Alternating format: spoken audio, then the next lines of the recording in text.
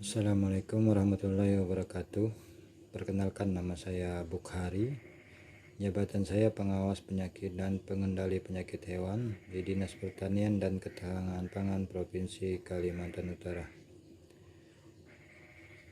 Pada kesempatan ini saya akan menyampaikan hasil tugas dari Bapak Dr. Haji Wartono selaku Widyaswara di pelatihan dasar CPNS 2021 di pemerintah Provinsi Kalimantan Utara, angkatan 35.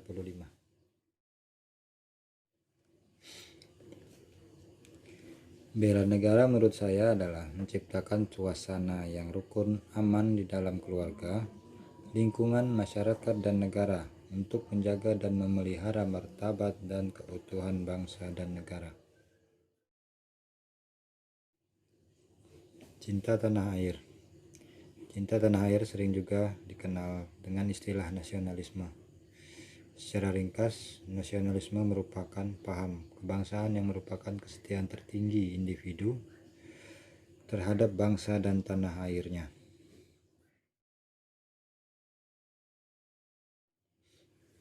Adapun indikator cinta tanah air adalah 1. Menjaga tanah dan pekarangan serta seluruh ruang wilayah Indonesia. 2. Jiwa dan raganya sebagai bangsa Indonesia. 3. Memiliki jiwa patriotisme terhadap bangsa dan negara. 4. Menjaga nama baik bangsa dan negara. Dan 5. Memberikan kontribusi pada kemajuan bangsa dan negara. Selanjutnya, kesadaran berbangsa dan bernegara mempunyai makna bahwa individu yang hidup dan terikat dalam kaidah dan naungan di bawah Negara Kesatuan Republik Indonesia harus mempunyai keikhlasan atau kerelaan bertindak demi kebaikan bangsa dan negara Indonesia.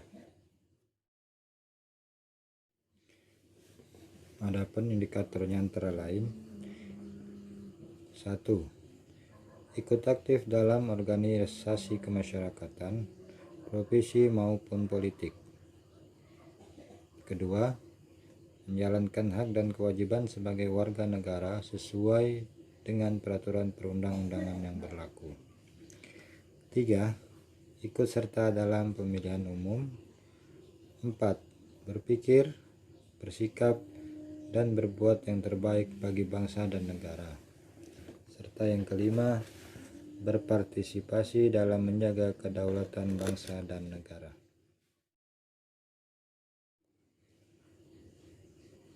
Pancasila sebagai ideologi negara artinya seluruh warga negara Indonesia menjadikan Pancasila sebagai dasar sistem kenegaraan.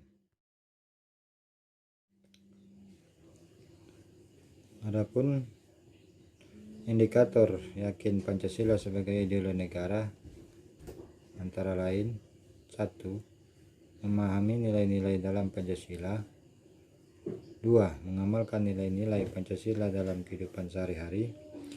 3. Menjadikan Pancasila sebagai pemersatu bangsa dan negara. 4. Senantiasa mengembangkan nilai-nilai Pancasila. Dan 5. Yakin dan percaya bahwa Pancasila sebagai dasar negara. Rela berkorban, yaitu bersedia dengan senang hati, ikhlas, dan tidak mengharapkan imbalan. Bersedia memberikan segala sesuatu yang dimiliki untuk kepentingan bangsa dan negara. Adapun indikatornya adalah: 1. Bersedia mengorbankan waktu, tenaga, dan pikirannya untuk kemajuan bangsa dan negara. Yang kedua, siap membela bangsa dan negara dari berbagai macam ancaman. Selanjutnya, bersedia aktif dalam pembangunan masyarakat, bangsa, dan negara. Serta yang keempat, yakin dan percaya bahwa pengorbanan untuk bangsa dan negara tidak sia-sia. Selanjutnya, kemampuan awal bela negara. Kemampuan awal bela negara terbagi menjadi dua. Yang pertama itu secara psikis atau mental. memiliki sifat disiplin, ulet, mentaati segala peraturan perundang-undangan yang berlaku, percaya akan kemampuan diri sendiri, tahan uji, pantang menyerah dalam menghadapi kesulitan untuk mencapai tujuan nasional. Sedangkan secara fisik atau jasmani, memiliki kondisi kesehatan dan keterampilan jasmani yang dapat mendukung kemampuan awal bela negara yang bersifat psikis.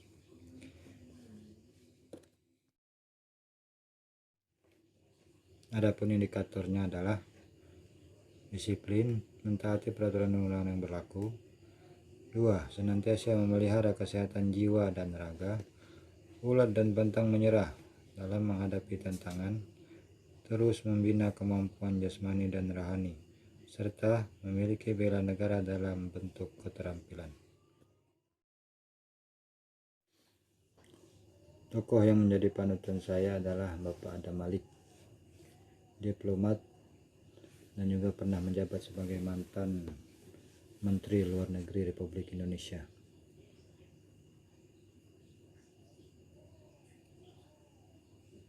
Bapak Adam Malik lahir di Pematang Siantar pada 22 Juli 1917. Anak ketiga dari 9 bersaudara, pasangan Haji Abdul Malik dan Salamah. Beliau memiliki bakat diplomasi yang luar biasa. Salah satunya adalah penyerahan Irian Barat kepada Indonesia. Itu merupakan salah satu hasil perundingan rahasianya dengan delegasi Belanda di Virginia, Amerika Serikat.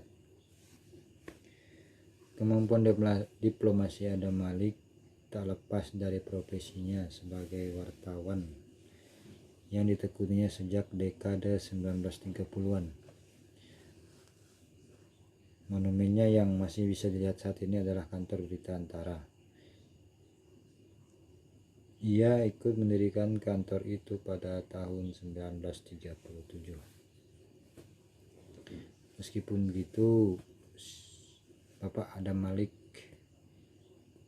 bukan cuma diplomat dan jurnalis, ia juga seorang politisi tulen yang berperan sejak awal kemerdekaan Republik Indonesia. Sejarah mencatat,